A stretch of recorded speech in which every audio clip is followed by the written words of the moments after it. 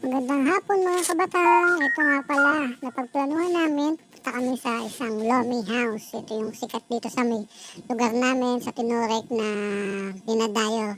Ito, palabas na kami ng subdivision. Ito na yung labasan namin. Labasan. Diretso lang guys.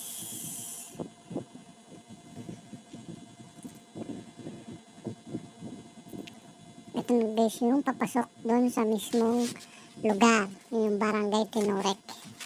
So medyo okay naman yung daan pero medyo masikip syempre kasi may mga obstacle kaya itong mga to dito na sila nagpa-park. Kaya ewan ko ba, hirap din kasi ng daanan. Ayan, dire-diretso lang tayo mga kabataan.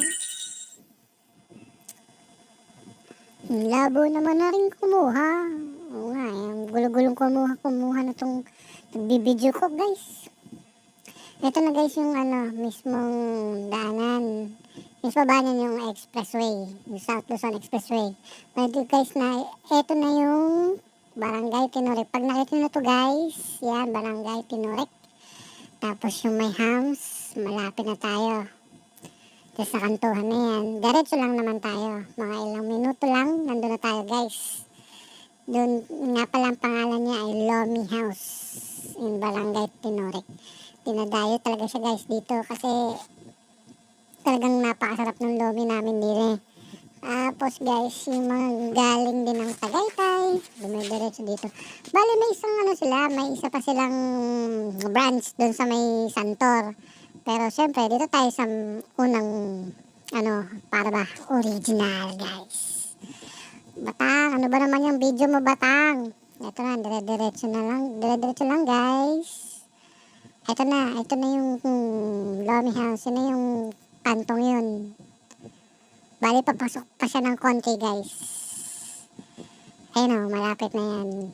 Ito na. Yun o, yung karatolang Lomi House. Dun sa may waiting shed na yan, papasok. Bali guys, papasok na nga pala kami.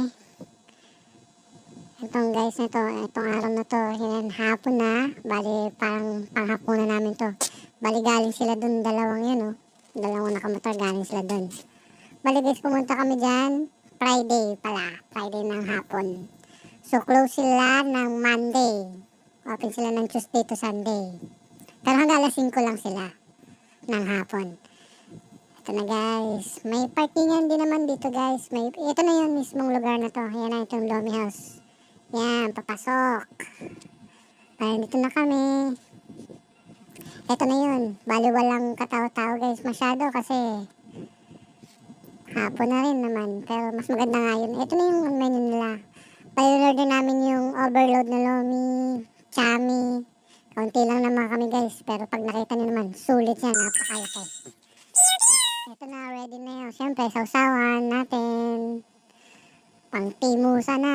Ito guys yung chami. Tapos ito yung lomi overload namin guys. Mga kabatang, kain tayo. Timusa na yan. Hanggang sa sunod na video guys. Salamat mga kabatang.